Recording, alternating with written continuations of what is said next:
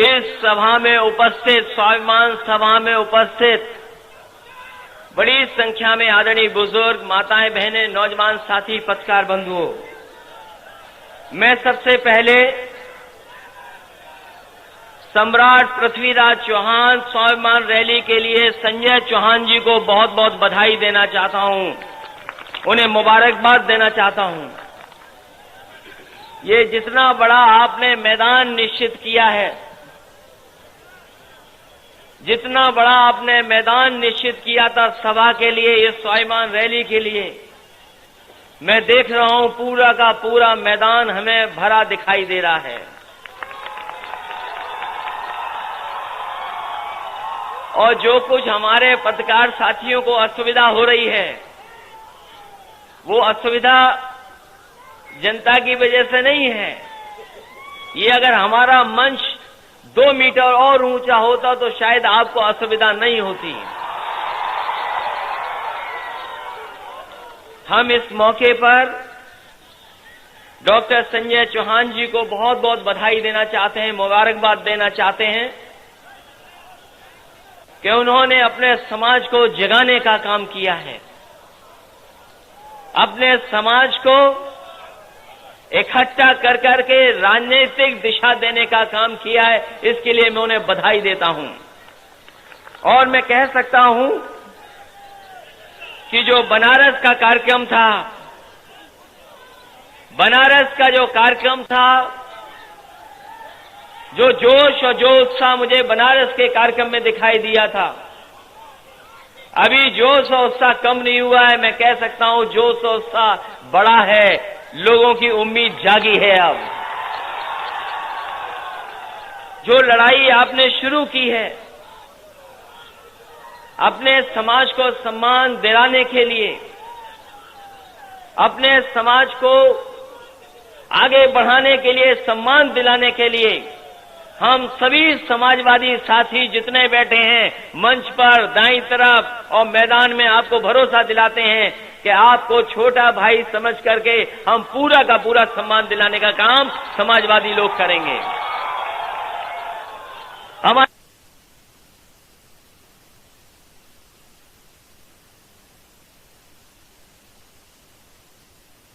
चौहान जी से हमारा रिश्ता बहुत गहरा है। यहां हो सकता है चौहान समाज के लोग इस बात को समझे न समझें, पत्रकार साथी शायद समझते हो इस बात को। सम्राट पृथ्वीराज चौहान से और हमारा समाजवादियों का गहरा रिश्ता है, और वो गहरा रिश्ता इसलिए है क्योंकि कन्नौज की जो घटना है वो आपको पता होगा, पृथ्वीराज चौहान जी के जीवन की, पृथ्वीराज चौहान जी के जीवन की वो घटना कन्नौज की, सबको जानकारी होगी उसकी। उन्होंने कभी भी अपना अपमान नहीं स्वीकार किया, उन्हें चाहे कुछ करना पड़ा होगा, सम्मान की लड़ाई में वो पीछे नहीं हटे। और कन्नौज में वो घटना हुई है, वो कितने वर्षों पुरानी, आज भी लोगों को याद है। जिस रास्ते से पृथ्वीराज चौहान दिल्ली गए थे,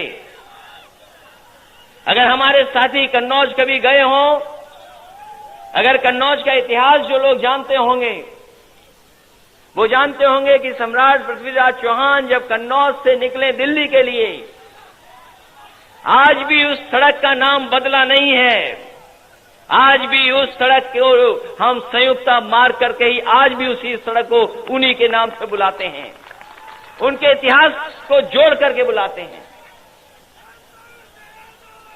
इस चौहान समाज कहां सम्राट थे दिल्ली के, ये चौहान समाज के लोगों ने सम्राट दिया दिल्ली में। और बताओ इतने वर्षों के अन्याय के बाद बताओ इनका समाज कहां पहुंच गया है।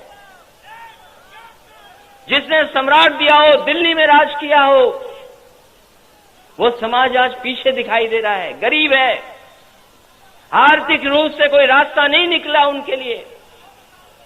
राजनीतिक सम्मान भी मिला लेकिन बहुत ज्यादा नहीं मिल पाया, सामाजिक सम्मान भी नहीं मिल पाया। इसलिए हम समाजवादी लोग आपको आगे बढ़ाने का काम करेंगे, इसलिए आपके स्वाभिमान रैली में हम बधाई देने आपको आए हैं। लोगों ने वादा किया आपसे, जो लोग सत्ता में, अब समय भी नहीं बचा उनका सत्ता में रहने का, उन्होंने आपको भरोसा दिलाया। उन्होंने भरोसा दिलाया कि अगर हमें अस्थियां लानी पड़ी तो सम्राट पृथ्वीराज चौहान की हम अस्थियां भी लेकर के आएंगे और उनका स्मारक बनाएंगे। वो लोग सब भूल गए, आज कुछ याद नहीं है। हमने उस समय भी कहा था बनारस में, और आज भी कह के जा रहे हैं हम समाजवादी लोग, ये देश की सबसे बड़ी सड़क बन रही है, जो दिल्ली से चलती आगरा से लखनऊ और लखनऊ से जो समाजवादी पूर्वांचल सड़क बन रही है, कन्नौज भी इसी पे आता है।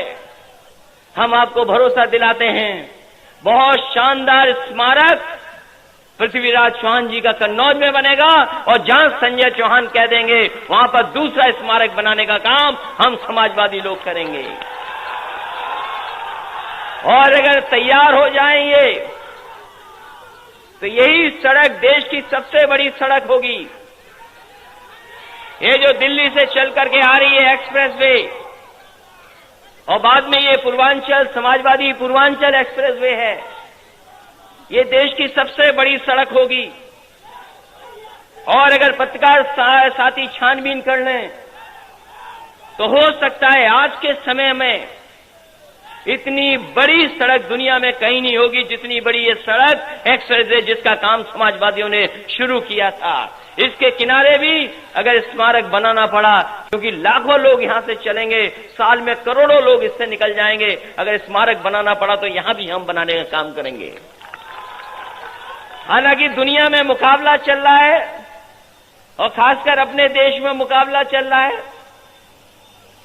बीजेपी के लोगों ने सबके घरों से लोहा इकट्ठा करा था, आपको याद होगा, लोहा इकट्ठा किया और कहा कि हम स्टैच्यू ऑफ लिबर्टी से बड़ी स्टैच्यू ऑफ यूनिटी बनाएंगे।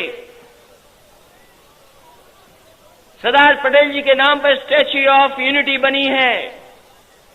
हमारे गरीब लोगों ने गांव से लोहा इकट्ठा करके दिया था, लेकिन यकीन करिए आप लोग, वो आपके लोहे से नहीं बना, चीन के लोहे से बनाने का काम भारतीय जनता पार्टी ने किया है। अभी मुख्यमंत्री कह रहे हैं कि हम उससे बड़ी कुछ मूर्ति बनाएंगे। महाराष्ट्र में भी चल रहा है मुकाबला कि हम भी कुछ ऊंची करके बनाएंगे।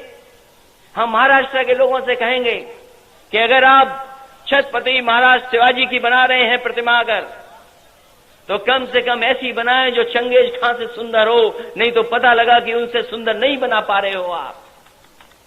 इसलिए हम कहना चाहते हैं, मुकाबला इस बात का नहीं है कौन कितनी ऊंची बनेगा, कौन सरकार बनाएगी ऊंची, लेकिन सबसे सुंदर और जिससे लोगों को कुछ कारोबार भी मिल सके, नौकरी भी मिल सके, इस तरह की संस्था अगर हमें बनानी पड़ी और पृथ्वीराज चौहान जी के नाम पर कोई स्मारक बनाना पड़ा तो हम बनाने का काम करेंगे। और नौजवानों को नौकरी और रोजगार से कैसे जोड़ें, वो संस्था बनाने का काम भी हम लोग करेंगे, क्योंकि आज जरूरी है नौकरी और रोजगार।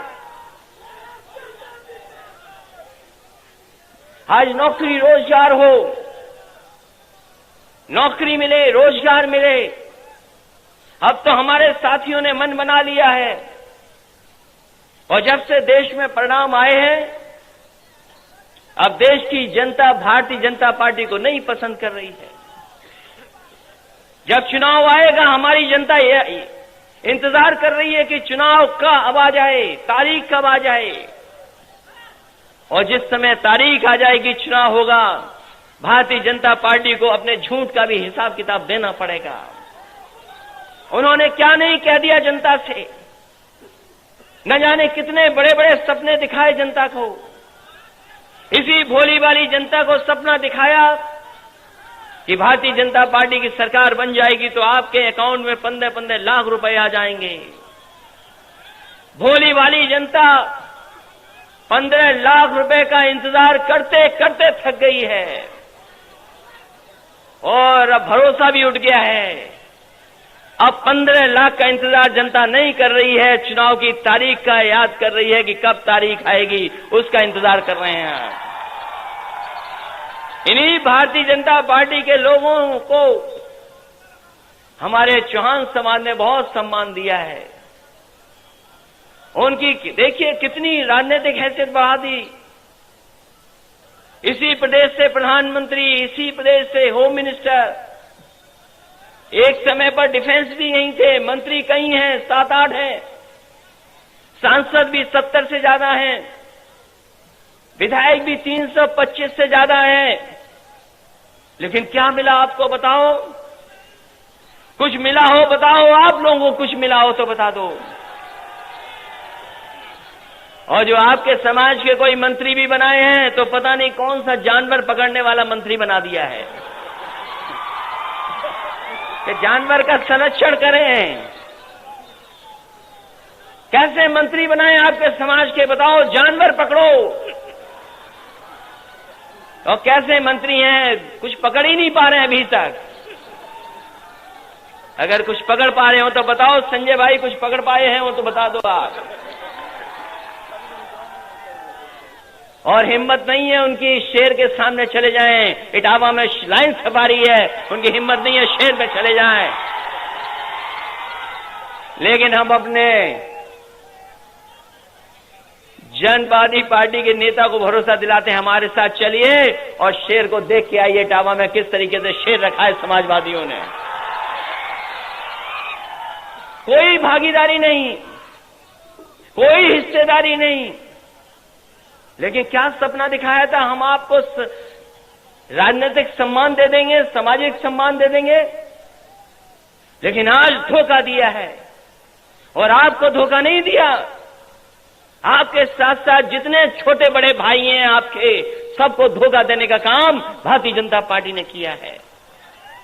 ये भारतीय जनता पार्टी के लोग, याद कीजिए प्रधानमंत्री का वो भाषण, वो कहते थे कि सब यादव भाइयों ने ले लिया,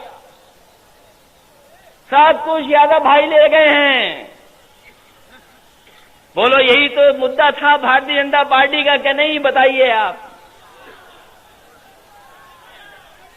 ये भारतीय जनता पार्टी के लोग कहते थे सब यादव भाई ले गए हैं,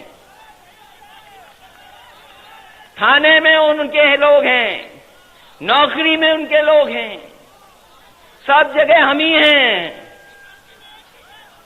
लेकिन बताओ, अब तो 4.5 साल दिल्ली सरकार का समय हो गया और उत्तर प्रदेश सरकार का भी हो गया। किसको सम्मान दिया बताओ? अगर हमसे नाराजगी थी तो बताओ चौहान समाज को क्यों नहीं आपने सम्मान दिया? ये आपको जवाब देना पड़ेगा। अगर आप और आपसे कोई उम्मीद नहीं कर रहा है, एक मंत्री बहुत नाराज है उनसे, हमारे पड़ोसी हैं वो, कम से कम एक तो सरकार में मंत्री है जो सच बोल रहा है, वरना पता नहीं मंत्री क्या बोल रहे हैं, कुछ पता नहीं है। हमें तो कितना अच्छे लग रहे हैं वो मंत्री दूसरी सरकार में। और मैं इस बात को कह के जा रहा हूं, उनकी हिम्मत नहीं है उन्हें हटाने की, उनकी हिम्मत नहीं है हटाने की। और वैसे भी जनता इनको मुख्यमंत्री नहीं चाहती थी, आप सब जानते हो। अभी 84 अधिकारी जो सिविल सर्विस में रिटायर हो गए हैं, बड़े अधिकारी हैं, देश के और प्रदेश के बड़े अधिकारी हैं, उन्होंने चिट्ठी लिख करके दिया है कि हमें ऐसे पुजारी मुख्यमंत्री की जरूरत नहीं है। और ये बात हम नहीं कह रहे हैं। और सोचो, एक नेता पूजा करता रहा, वो मुख्यमंत्री नहीं बन पाया, दूसरा पुजारी काला चश्मा लगा के आए और मुख्यमंत्री बन गए। यही तो हुआ था। बताओ, एक नेता पूजा करते रहे मंदिर की, अपने परिवार के कौन से मंदिर की, वो नहीं बन पाए। वो बेचारे पूजा करते रहे, तभी कोई काला चश्मा लगा के आए, वो पुजारी मुख्यमंत्री बन गए। बताओ ये सच है कि नहीं है सच? क्या धोखा दिया इन्होंने। उत्तर प्रदेश जो तरक्की और खुशहाली के रास्ते पे जा रहा था, पूरी खुशहाली के रास्ते पे जा रहा था, उस प्रदेश के विकास को रोका है। कहा कि हम किसानों का कर्ज माफ कर देंगे। कहां कर्ज माफ हुआ किसानों का? नहीं माफ किया, धोखा दिया इन्होंने। आय दोगुनी करने की बात कही। बताओ, अगर गन्ना पैदा करते होगे, बताओ आपकी आय दोगुनी हुई कि नहीं हुई? धान लेकर के हमारा किसान भटकता रहा, कहीं धान की कीमत नहीं मिली। आलू का किसान आत्महत्या कर रहा है, आत्महत्या कर रहे हैं किसान। कोई जमीन पर कुछ भी पैदा कर लो, ये सरकार कीमत देने के लिए तैयार नहीं है। ये पहली बार उदाहरण है देश में जहां पर प्रधानमंत्री समाजवादियों के कार्यक्रम का शिलान्यास कर रहे हो। कौन नहीं जानता, ये सड़क चौड़ी वाली समाजवादी लोग बना रहे थे, पूर्वांचल को एक नई सड़क दे रहे थे, क्योंकि पूर्वांचल पिछड़ा था। और मैं यकीन से कह सकता हूं, जिस समय ये सड़क बनकर के तैयार होगी तो ये देश के विकास की सबसे महत्वपूर्ण सड़क होगी। इसके किनारे मंडी बना रहे थे, मंडियां बन जाती, किसान को लाभ हो जाता। इसके किनारे हम बड़े कॉलेज बनाने जा रहे थे स्किल डेवलपमेंट का, कि अगर नौजवान चाहे तो 10वें और 12वें के बाद कोर्स कर करके नौकरी और रोजगार का इंतजाम कर ले। वो व्यवस्था इस सड़क के किनारे बना रहे थे, लेकिन रोक दिया सरकार ने। केवल यही नहीं रोका, यही सड़क बलिया तक जानी थी, हमारे बलिया वालों की भी सड़क इन्होंने बलिया तक नहीं पहुंचने दी। और जो लोग बलिया का विकास रोकते हैं, उन्हें पता होना चाहिए मंगल पांडे की धरती है वो जानते हैं हिसाब किताब कैसे लिया जाता है। हर चीज में फेल हो गए ये लोग। और कानून व्यवस्था के नाम पर अभी सही कहा कि कोई समाज हो, न्याय नहीं मिल रहा है। बेटी अगर आपके समाज की है, उसके साथ घटना हो गई तो न्याय नहीं मिल पाया। अभी आगरा में जो घटनाएं हुई हैं, हालांकि हमारे पत्रकार साथियों ने लिखा है, बढ़ चढ़ के लिखा है। एक बेटी जिसके पे पेट्रोल डाल करके जला दिया, एक बेटी जिसको जो पढ़ने जा रही थी कुछ लड़के उठा करके ले गए, उसके साथ अन्याय कर दिया। ऐसी घटना की कल्पना नहीं कर सकते, लेकिन कोई पकड़ नहीं पा रहा है, कोई पुलिस का पता नहीं कहां पकड़े। उसके साथ साथ एक और घटना हुई है। भारतीय जनता पार्टी के विधायक के परिवार के लड़के ने एक बहुत पढ़ी लिखी लड़की कोई खाना खा रही थी रेस्टोरेंट में, क्या छेड़खानी की, उसके जाकर के छेड़खानी कर दी, उसके साथ अन्याय किया और अभी तक कोई कार्रवाई उनके ऊपर नहीं हुई है। ऐसी सरकार है। ये मुख्यमंत्री जो बने हैं, ये सदन में तो कहते हैं कि ठोक दो। हम उनसे पूछना चाहते हैं, ये 3 बहनों के साथ घटना हुई है, बताओ आपकी पुलिस कब ठोकेगी उन लोगों को? वो तारीख हमें बताओ, कब ठोकेगी उन लोगों को? और सोचो, ठोक गई नीति, जो ठोको ठोको कहा उन्होंने। हमारी पुलिस जनता को ठोक रही और जनता ने पुलिस को ठोक दिया। इसका अगर कोई है जिम्मेदार तो उत्तर प्रदेश की सरकार जिम्मेदार है। और पत्रकार साथियों, आप भी सुरक्षित नहीं हो, इसलिए नहीं सुरक्षित हो, आपके एक साथी ने कुछ सरकार के खिलाफ लिख दिया, उस पर भी गंभीर धाराएं ठोक दी। ये पुलिस तो ईमानदार हमने बनाई थी, 100 नंबर की गाड़ी दी थी। ये पुलिस को हमने कितना ईमानदार बनाया था, 100 नंबर। पता नहीं हमारे बाबा मुख्यमंत्री जी ने क्या समझा दिया, 100 नंबर में भी वही थाने वाली बीमारी लग गई है। दुनिया की सबसे बेहतरीन व्यवस्था दी और हम तो कहते हैं अभी हम चले जाएं, सब लोग चले जाएं। चुपचाप पुलिस के लोगों से पूछना, इनका मनोबल गिरा दिया। इनको सबसे बेहतरीन व्यवस्था दी थी, 100 नंबर, अच्छी गाड़ियां दी थी, आईपीएस के बराबर हेड कांस्टेबल गाड़ी में चलते थे, वो इंतजाम किया था, प्रमोशन कर दिया था, पुलिस भर्ती कर दी थी। पता नहीं कौन सी बीमारी लगा दी हमारे मुख्यमंत्री बाबा जी ने। ये लोग भी पता नहीं कैसे बिगड़ गए। पुलिस भर्ती भी आसान की थी। और मैं नौजवानों आपसे कहना चाहता हूं, एक किस बात के लिए परीक्षा चाहिए आपको? एक परीक्षा, 2 परीक्षा, फिर जा करके भर्ती होती थी। हमने सबसे आसान भर्ती करके दिखाया, और कभी पूरे उत्तर प्रदेश में इतनी भर्ती नहीं हुई नौजवानों की। 70,000 हमने भर्ती करके दिखाया। और नौजवानों, हम आपको भरोसा दिलाते हैं, 6 महीने बाद तो दूर है, नई सरकार होगी दिल्ली में। अगर समाजवादियों की भागीदारी होगी तो उत्तर प्रदेश में जिस तरीके से भर्ती की है, अगर सेना में भी वैसी भर्ती करनी पड़ी तो हम समाजवादी लोग पीछे हटने वाले नहीं हैं। और इसलिए कह रहे हैं, हमसे लोग विरोध कर रहे थे, कुछ लोग कह रहे थे राफेल। एक दिन लोगों ने कहा कि आपने राफेल के लिए क्या बोल दिया। मैंने कहा, देश को राफेल से ज्यादा जरूरत है नौकरी और रोजगार की। अगर राफेल पे उंगली उठ रही है उसकी जांच हो जाएगी, जो दोषी होंगे उन पे कार्रवाई हो जाएगी, जो दोषी होंगे पकड़े जाएंगे।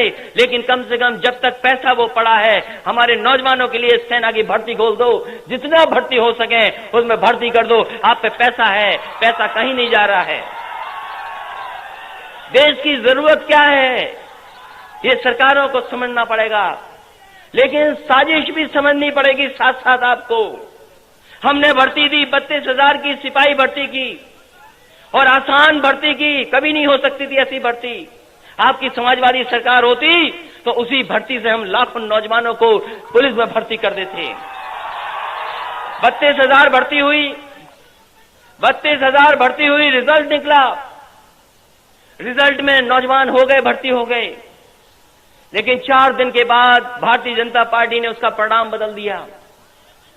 और परिणाम इसलिए बदल दिया क्योंकि हम और आप उसमें ज्यादा भर्ती हो गए थे। हम और आप भर्ती हो गए थे उसमें, इसलिए उन्होंने वो भर्ती का 4 दिन के बाद रिजल्ट बदल दिया। और पत्रकार साथी भी जानते होंगे, जो लोग जो हैं वो सब जानते होंगे, 1700 बच्चे जिनकी भर्ती हो गई थी पुलिस में, उन 1700 के 17 बच्चों को निकाल करके भारतीय जनता पार्टी ने फिर बेरोजगार कर दिया। और वो इसलिए कर दिया कि भारतीय जनता पार्टी सोची समझी रणनीति के तहत काम कर रही है। जो आबादी में ज्यादा लोग हैं उनको कम नौकरी दे रहे हैं, कम उनको अधिकार मिल रहे हैं। जो आबादी में कम हैं उनको ज्यादा अधिकार देने का काम कर रहे हैं भारतीय जनता पार्टी के लोग। ये साजिश है, इसलिए हम स्वाभिमान रैली में आए हैं। हम बताने आए चौहान समाज को भी, ये साजिश हमारे और आपके खिलाफ है। ये साजिश है भाई और भाई को लड़ाने की। पहले तो हिंदू और मुसलमान की नफरत फैलाते रहे, जातियों में झगड़ा कराते रहे, ये कहते रहे सब यादव ले गए, सब कुछ लूट लिया।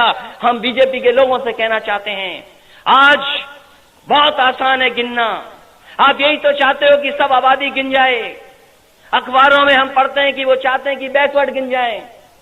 बैकवर्ड कितनी आबादी के हैं वो गिनती हो जाए, यही तो बीजेपी के लोग चाहते हैं। लेकिन हम समाजवादी लोग चाहते हैं कि बैकवर्ड के साथ साथ समाज में जितने लोग हैं सबकी गिनती हो जाए, कौन कितना समाज में है, कम से कम समाज के लोग जान जाएं इस बात को। और अगर नहीं जानेंगे तो कभी यादव के खिलाफ, कभी चौहान के खिलाफ, कभी कुर्मी के खिलाफ, कभी निषाद के खिलाफ, कभी कठेरिया लोगों के खिलाफ, कभी वाल्मीकि लोगों के खिलाफ, कभी चौहान राजभरों के खिलाफ, हर एक के साथ झगड़ा लगाते रहेंगे। ये झगड़ा लगना बंद होना चाहिए, और ये बंद तभी हो सकता है जब सबकी गिनती हो जाए, केवल पिछड़ों की गिनती नहीं हो। यही तो आरोप लगता था हम पर कि हमने यादव नौकरी में ज्यादा दे दिए हैं। हम चाहते हैं कि हमारा आरोप जो लगा है उसकी सच्चाई आनी चाहिए। अभी सरकार ने गिनती की कि यादव नौकरी में बहुत है, उन्होंने सरकार के व्यवस्था की कि सबकी गिनती हो जाए, और जब गिनती हुई तो यादव नौकरी में नहीं निकले, कोई और समाज ज्यादा निकल आया। अब बंटवारे का बंटवारा कर रहे हैं। पहले तो 50 में सीमित कर दिया कि इससे आगे नहीं चल सकते हो। हम समाजवादी लोग कहना चाहते हो, इस लड़ाई को लड़ेंगे, आगे भी बढ़ाएंगे। कम से कम हमारी गिनती होनी चाहिए, समाज में कौन कितना है इसकी गिनती हो, और गिनती कर करके सबको आबादी के हिसाब से हक और सम्मान मिले। यही समाजवादी लोग चाहते हैं। नहीं तो पता नहीं लगेगा कौन कहां है, धक्का मार दिया जाएगा।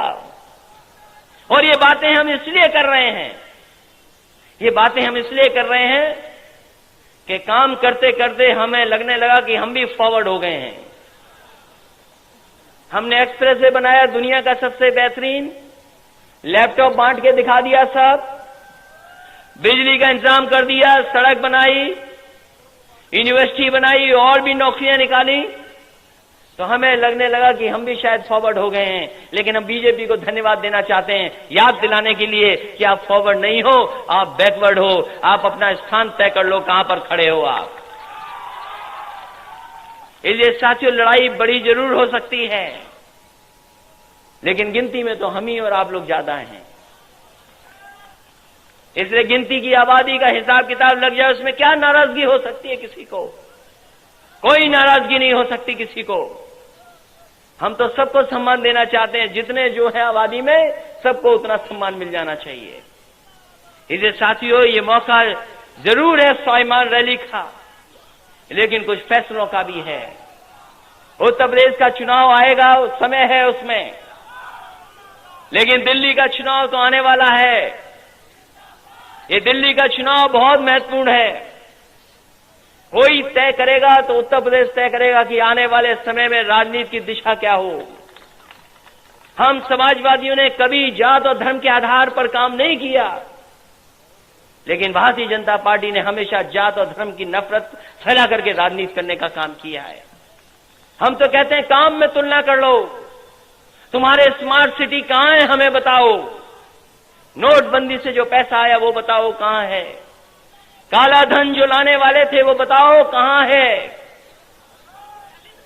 नौकरियां कहां हैं, आय दोगुनी कहां है, और 4.5 साल में कुछ किया हो तो बता दो हमें, और उत्तर प्रदेश की सरकार ने कोई बड़ा फैसला लिया हो तो हमें बता दो।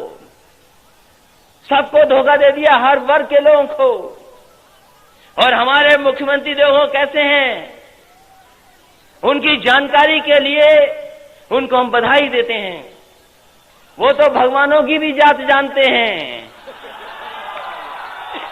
पता नहीं कौन से भगवान की क्या जात बता दे, पता ही नहीं। हम उनसे निवेदन कर रहे हैं कि चौहान समाज के भगवान की और हमारे समाज के भगवान की भी जात बता दें, तो हम उनसे सीधा संपर्क कर लें। सोचो कैसे लोग हैं जो भगवान की जात बताते हो। उत्तर प्रदेश को पीछे करने का काम किया है। आज अगर सप्लीमेंट्री बजट है तो किसी किसान को कुछ नहीं मिला। और याद रखना, आबादी बढ़ती चली जा रही है, आबादी है, संसाधन कम है। अगर नौकरी और रोजगार के रास्ते नहीं खुले तो हमारा देश और प्रदेश तरक्की नहीं कर सकता है। किसान के लिए आर्थिक व्यवस्था नहीं बनी, अगर सुविधाएं नहीं दी गई किसानों को, तो जिस तरीके से किसान आत्महत्या कर रहा है बीजेपी की सरकारों में, अभी तक 40,000 से ज्यादा किसान आत्महत्या कर चुका है।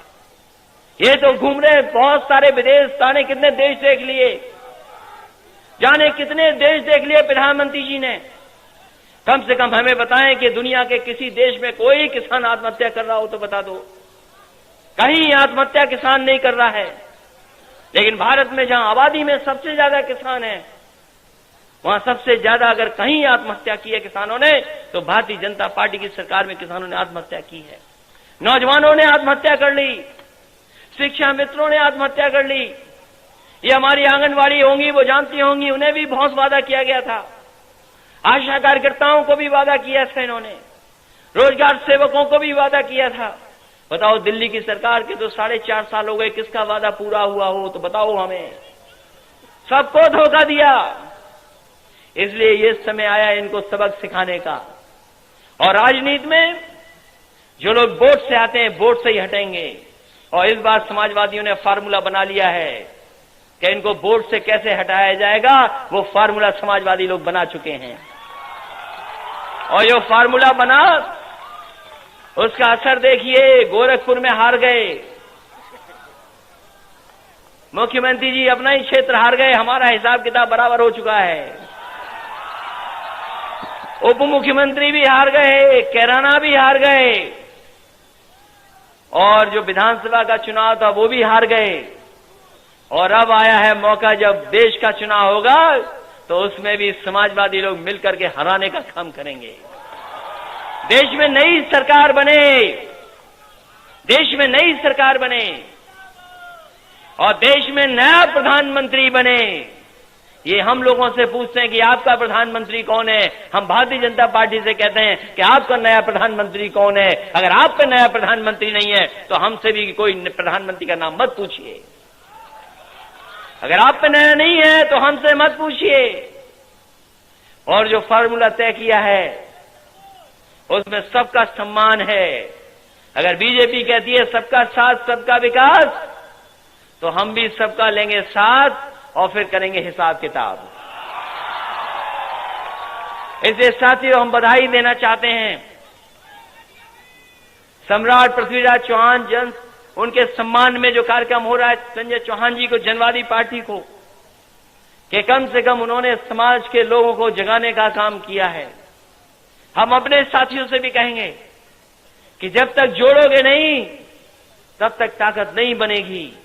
अगर ताकत बनाना चाहते हो तो छोटे भाई और बड़े भाई का सम्मान दोगे तो ताकत अपने आप बढ़ जाएगी। इसे समय है ताकत बढ़ाने का।